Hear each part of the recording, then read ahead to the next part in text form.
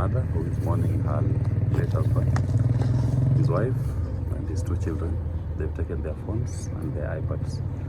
They've also taken internal communication gadgets which are used in the home. The search is comprehensive. They've not planted anything, at least in this home. There's nothing that they found that can imply that our client in any way is culpable for anything. But I must stress that this is part of political intimidation and harassment because of the stance that Jimi Wanjigi has taken in support of the Gen Z demonstrations. And that support is a support that the right to demonstrate and to picket is in our constitution.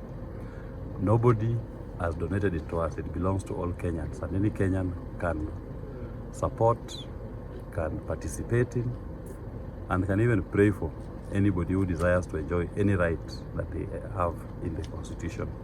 So we conclude that process. We will be moving the court to ask that they return those items which have been taken illegally. I must stress that there was no court order that warranted the search of the home. There was no basis to even interfere with his family members who have nothing to begin with to do with whatever issues that William Ruto and his people may have with Mr. Wanjigi. Mr. Wanjigi is innocent, his family members are innocent, and they need not to be subjected to this kind of harassment and intimidation. We shall reject this. And for good measure, let me say this. Nothing will stop Mr. Wanjigi from pursuing his political rights. And nothing will stop the people of Kenya from pursuing that which they believe is politically correct.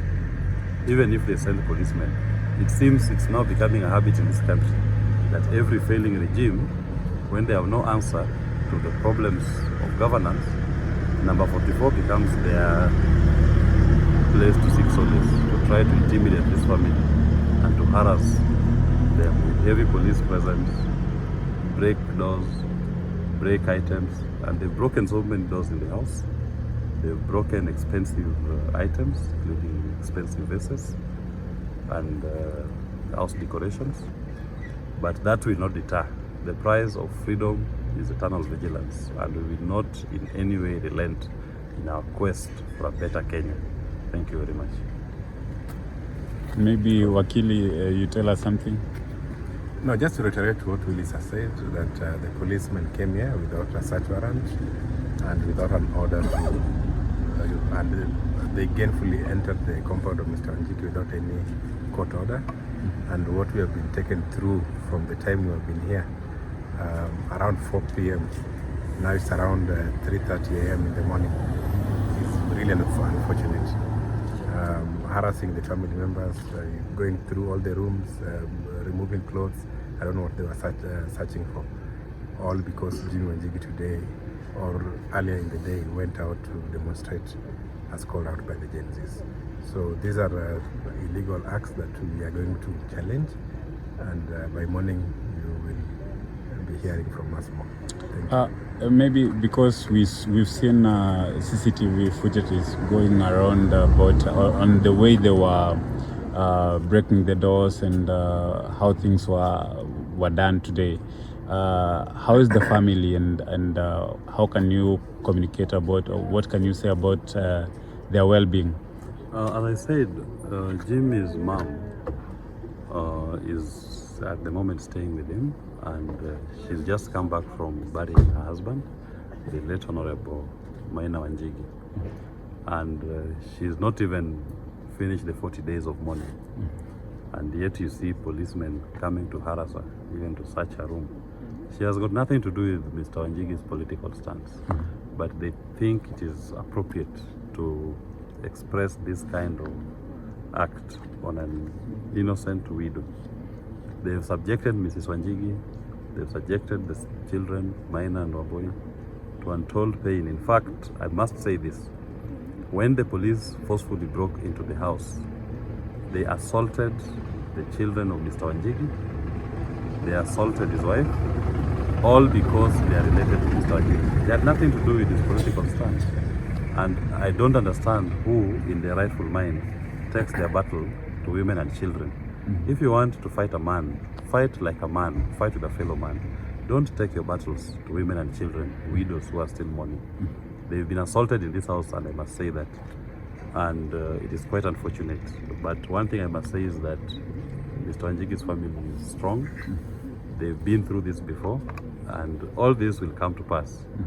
As I said, every failing regime comes to number 44 to seek solace. They will not get that solace.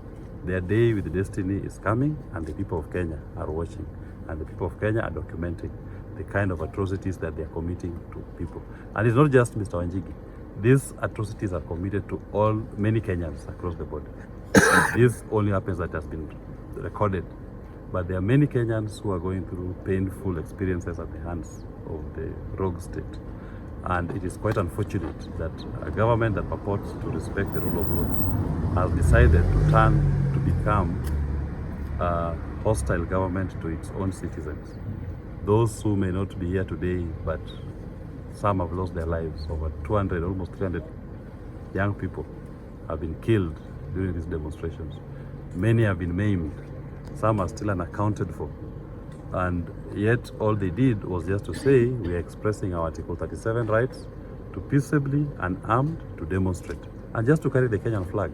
In fact, it was quite interesting that some of the items that they wanted to pick from the home included a Kenyan flag. I mean, is it illegal to have a flag in a home? And they've picked that flag as part of their evidence, whatever they want to do with it, we still don't know. But what I can say is that the Kenyan people will proudly carry their flag because this country belongs to all of us, and we are proud of our nation. And that is why the people of Kenya are speaking up against an oppressive regime that has failed in providing the adequate governance required in this country.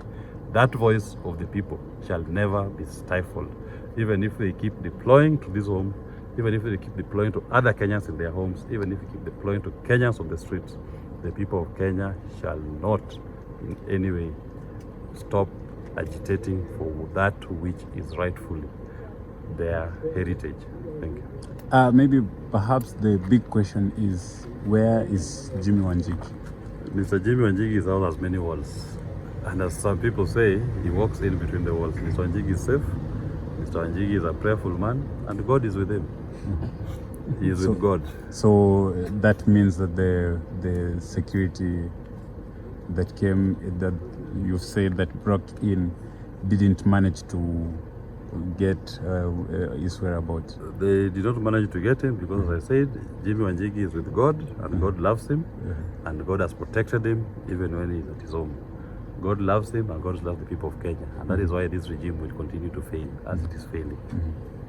Thank you so much. Anyone with a question? Asante sana. Asante sana.